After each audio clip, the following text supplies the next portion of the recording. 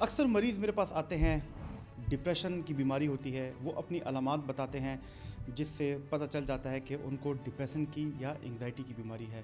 वो दिल खोल के बात करते हैं, हम उनकी हिस्ट्री लेते हैं, उनका मेंटल स्टेट करते हैं, उसके बाद उनको दवाई लिखते हैं। जब हम दवाई लिखते हैं तो हमें कहते हैं, डॉक्टर साहब आपने तो कोई टेस्ट ही नहीं कराया, डिप्रेशन के तो टेस्ट होते हैं। और यहीं पे आती है सबसे बड़ी कन्फ्यूजन। दोस्तों, काफ़ी ऐसे पेशेंट होते हैं जो कि हमसे रोज़ मिलते हैं या हमें बाय मिलते हैं, हमें अपनी बात करते हैं। जब हम उनको कहते हैं यार साइकोथेरेपी ले लो या दवाई ले लो ये वाली, तो वो कहते हैं नहीं डॉक्टर साहब हमारा तो टेस्ट ही नहीं हुआ और आपने हमारी डिप्रेशन के लिए कोई टेस्ट ही नहीं किया। तो यहाँ पे आता है एक सवाल कि क्या डिप्रेशन को जांचने के लिए, डिप्रेशन को डायग्नोस करने के लिए कोई टेस्ट है कि नहीं, और अगर है भी तो कौन कौन से टेस्ट करने चाहिए जिससे आपकी डिप्रेशन का पता लग सकता है। और ये सबसे बड़ी कन्फ्यूजन है जो मुझे रोज़ सुनने को मिलती है। तो डिप्रेशन के कौन कौन से टेस्ट होते हैं, कौन से किस टाइम पे करवाने चाहिए, ये सब सुनने के लिए इस वीडियो के आखिर तक जुड़े रहना मेरे साथ।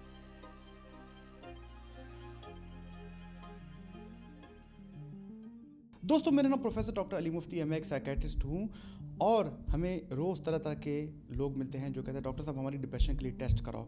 और आज इसी सवाल को लेकर मैं डिटेल से वीडियो बनाऊंगा जो कि बहुत सिंपल और साइंस बैक्ड होगी। मेरी आपसे गुजारिश है कि हमारे चैनल को लाइक और सब्सक्राइब ज़रूर कीजिएगा और बेल का नोटिफिकेशन दबाइए, क्योंकि हम बहुत मेहनत करते हैं इन वीडियोज़ पे और इससे हमारी टीम का हौसला ज़्यादा होता है। सबसे पहले तो मैं आपको बता दूं कि डिप्रेशन की बीमारी होती क्या है, इसकी जल्दी से अलामात मैं आपको बता दूं। आपने मेरी बाकी वीडियोज़ में भी देखा होगा कि अगर 2 हफ्ते तक आपका मूड बहुत उदास रहे, आपको एनहेडोनिया मतलब जिन कामों में आपको मज़ा आता था वो काम आप ना करो, आप एक्सरसाइज करते हो, अल्लाह का जिक्र करते हो, लोगों से मिलते थे, अब आप में उनको मज़ा नहीं आ रहा है, एनहेडोनिया हो रहा है, 2 हफ्ते तक है। और इसके साथ साथ आपकी नींद में ख़राबी है, आपके सर में दर्द, आपके सर में बोझ, आपकी नेक में दर्द, आपको नींद कम आती है, आपकी खुराक कम होती है, उसके साथ साथ आपको बेबसी, बेचैनी और आने वाले वक्त में होपलेसनेस होती है, और उसके साथ साथ गुस्सा आता है, चिड़चिड़ापन आता है, और ये 2 हफ्ते तक हो तो आप मेजर डिप्रेसिव डिसऑर्डर का शिकार हो। लेकिन ये तो मैंने आपको बताई इसकी अलामात। इन अलामात के बाद जब हमारे पास पेशेंट आते हैं तो वो कहते हैं डॉक्टर साहब हमारा कोई टेस्ट करें, या डिप्रेशन को कोई सिंगल टेस्ट या स्कैन होता है। इसका जवाब है ब्लड टेस्ट और स्कैन भी आज की वीडियो में बताऊंगा आगे जाके। लेकिन पहले ये समझ लो कि जो मैंने आपको सिम्टम्स बताई, डायग्नोसिस उन बेसिस पे होता है और ड्यूरेशन जो कि 2 हफ्ते या उससे ज़्यादा हो तो उस बेस पे होता है। इसके अलावा इन अलामात के साथ अगर आपका बिहेवियर ख़राब हो, आप अपना ख्याल ना रख पाएँ, आपके रिश्ते ख़राब हो, आपकी जॉब ख़राब हो, आपका बिज़नेस ख़राब हो और आप कमरे में अकेले रहें, तो आपको डिप्रेशन की बीमारी है। और हम साइकेट्रिस्ट इन अलामात और डायग्नोसिस के लिए एक टूल जो यूज़ करते हैं उसे कहते हैं DSM-5 या ICD-11।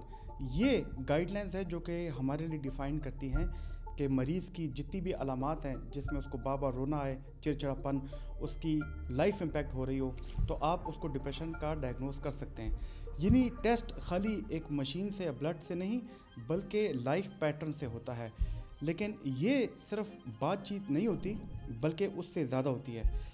दोस्तों, याद रखिए, आप जब भी साइकेट्रिस्ट के क्लिनिक में अंदर जाते हो तो वो डायग्नोसिस सिर्फ आपकी बातचीत सुन के, इन्हें जिसे हिस्ट्री टेकिंग कहते हैं, उससे नहीं करता।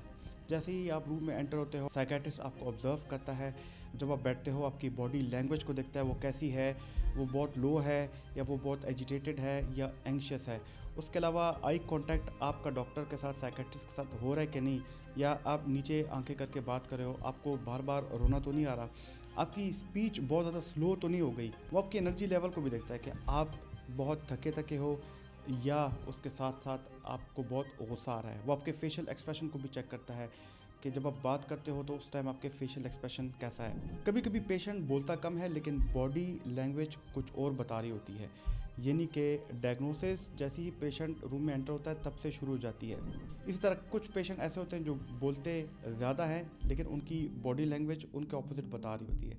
लेकिन फिर भी एक सवाल रहता है कि डिप्रेशन की सेवेरिटी को कैसे मेजर किया जाए, यानी कि एक बंदा है उसको माइल्ड डिप्रेशन है, मॉडरेट डिप्रेशन है या बहुत ज़्यादा सेवेयर डिप्रेशन है, तो उसको कैसे मेजर किया जाता है। याद रखिए कि साइकेट्रिस्ट सिर्फ हाँ या ना नहीं कहता बल्कि वो आपकी सेवेरिटी भी मेजर करता है। इसके लिए ज़्यादातर साइकेट्रिस्ट तो आपके साथ जो टाइम बिताते हैं, आपकी अलामात को देखते हैं, उससे भी सेवेरिटी को भी जान सकते हैं, लेकिन वो उसके अलावा कुछ टूल्स यूज़ करते हैं जिसे PHQ-9 और HAM-D कहते हैं। इनमें काफ़ी क्वेश्चन होते हैं जिसका आपको जवाब देना होता है, जिसमें आपके मूड को लेके सेवेरिटी की स्कोरिंग की जाती है, स्लीप को, नींद को लेके स्कोरिंग की जाती है, आपके अंदर जो एनर्जी है, आपके इंटरेस्ट है, आपकी सोचें हैं, ओवर थिंकिंग, नेगेटिव थॉट, ये सब डिटेल से एसेस होता है और उसकी बेस पे ख़ास स्कोरिंग की जाती है। इस स्कोरिंग से फिर पता चलता है कि आपको माइल्ड डिप्रेशन है या आपको डिप्रेशन दरमियाने लेवल का जिसे मॉडरेट डिप्रेशन कहते हैं या सीवियर डिप्रेशन है, और उसी के हिसाब से आपका ट्रीटमेंट प्लान भी बनता है। लेकिन अब आप ये सोच रहे होंगे कि ये तो डिप्रेशन की सेवेरिटी को जानने के लिए टूल्स हैं, लेकिन अगर कोई टेस्ट नहीं होता तो लोग साइकेट्रिस्ट क्यों ब्लड टेस्ट लिखते हैं जब भी वो मरीज़ को डायग्नोज करते हैं? ये सबसे इम्पॉर्टेंट सवाल है। और याद रखिए दोस्तों कि जब भी हम दवाई लिखते हैं जिसे एंटी डिप्रेसेंट कहते हैं, या जब भी हमारे पास पेशेंट आता है तो हम ब्लड टेस्ट इसलिए करते हैं क्योंकि ये टेस्ट डिप्रेशन डिटेक्ट करने के लिए नहीं, डिप्रेशन जैसी कंडीशंस को रूल आउट करने के लिए होते हैं। अगर मैं कॉमन टेस्ट की बात करूं तो हम थायराइड फंक्शन टेस्ट करते हैं, क्योंकि स्लो थायराइड यानी कि हाइपोथायराइड भी डिप्रेशन जैसा फील करता है। हम विटामिन डी और विटामिन B12 के लेवल्स करते हैं, क्योंकि अगर ये भी लो हो तो ये आपकी मूड और एनर्जी गिरती है और डिप्रेशन जैसा ये फील कराती है। हम आपके फुल ब्लड काउंट और आयरन लेवल, फेरेटिन लेवल देखते हैं, क्योंकि एनीमिया हो तो वो भी डिप्रेशन की तरह एक्सट्रीम थकन और उसके अलामात के तौर पे ज़ाहिर होता है। हम ब्लड शुगर लेवल चेक करते हैं, क्योंकि अगर आपको उसमें फ्लक्चुएशन होगी तो मूड स्विंग्स भी आएंगे। यानी कि कभी कभी प्रॉब्लम ब्रेन के अंदर ही बॉडी के अंदर होता है। इसीलिए साइकेट्रिस्ट का बतौर डॉक्टर ये काम है कि वो इन सिम्टम्स को मिस ना करे, उसके लिए ब्लड टेस्ट कराए, क्योंकि अगर उसने डायग्नोसिस सही ना की तो ट्रीटमेंट भी गलत हो सकती है। मिसाल के तौर पे अगर आपको थायराइड का मसला हुआ और आपको एंटी डिप्रेसेंट्स दी जाएं तो यहाँ पे आप कभी भी बेहतर नहीं हो सकते। इसके अलावा हमारे पास काफ़ी ऐसे लोग आते हैं जो कि डिप्रेशन में हेडेक को लेके आते हैं, उनके नेक में पेन होता है, उनके बैक में पेन होता है, लेकिन अगर उनका नेक का पेन एंटी डिप्रेशन से ठीक ना हो तो यहाँ पे डॉक्टर के जहन में भी कुछ डाउट्स, कुछ शकों को शुबात उठते हैं कि यार हो सकता है इनके कोई ब्रेन में चेंजेस हों। इसके लिए हम इनका ब्रेन स्कैन, जिसे CT स्कैन या MRI कहते हैं, वो करना ज़रूरी है। और हो सकता है कि कुछ ऐसे कंडीशन होती हैं जिस तरह कन्वर्जन डिसऑर्डर होता है, डिसोसिएटिव डिसऑर्डर होता है यंग लोगों में, वो ऐसे अलामात उनकी दिखाई देती हैं जैसे किसी को स्ट्रोक हुआ हो, जैसे किसी को एपिलेप्सी हुआ हो। इसलिए भी वो स्कैन्स करा सकते हैं, या इलेक्ट्रोएन्सेफेलोग्राम EEG वो भी करा सकते हैं। लेकिन अगर हम डिप्रेशन के ब्लड टेस्ट की बात करें तो फ्यूचर क्या है इनका। इसी तरह ये भी बहुत ज़रूरी है कि हम जब भी कोई एंटी डिप्रेशन स्टार्ट करना चाहें, कोई भी दवाई स्टार्ट करना चाहें, तो उसका अपना प्रोटोकॉल होता है। उस प्रोटोकॉल के लिए हमें बेस लाइन पे दवाई शुरू करने से पहले उसके 3 महीने बाद, उसके 2 महीने बाद, उसके 6 महीने बाद ब्लड टेस्ट कराने होते हैं, जिसमें फुल ब्लड काउंट शामिल है, लिपिड प्रोफाइल शामिल है, उसमें इवन आपके इलेक्ट्रोलाइट्स शामिल हैं, उसके साथ साथ प्रोलैक्टिन लेवल्स शामिल हैं, उसके अलावा आपके शुगर का टेस्ट शामिल है, क्योंकि हम देखना चाहते हैं कि क्या ये आपकी बॉडी में ऑर्गन्स को टारगेट तो नहीं करे, इन दवाइयों की वजह से कोई नेगेटिव तब्दीली तो नहीं आ रही। अगर हम डिप्रेशन के फ्यूचर के बारे में बात करें तो रिसर्च काफ़ी फास्ट मूव करी और अब साइंटिस्ट देख रहे हैं कि जेनेटिक लेवल पे कुछ RNA बायोमार्कर्स हैं, 13 बायोमार्कर हैं जो कि डिप्रेशन को डिटेक्ट कर सकते हैं। इसके अलावा फंक्शनल MRI और कुछ इन्फ्लेमेशन मार्कर्स हैं जिसमें CRP आता है, उसमें भी देखा गया कि फ्यूचर में कर सकते हैं डिप्रेशन के डायग्नोसिस के लिए, लेकिन अभी इंडिया पाकिस्तान में आम नहीं है और ये काफ़ी महंगे टेस्ट हैं। उसके अलावा ये भी देखा गया कि वो पेशेंट जिनको क्रॉनिक डिप्रेशन हो, रेजिस्टेंट डिप्रेशन हो, उनकी दिमाग की साख्त, उनके दिमाग के स्ट्रक्चर में चेंजेस आती हैं, उनका हिपोकैम्पस श्रिंक हो जाता है। हिपोकैम्पस वो जगह होती है जो कि मेमोरी के लिए रिस्पॉन्सिबल होती है। उनका एमिग्डाला, इमोशनल सेंटर, वो ओवर एक्टिव हो जाता है।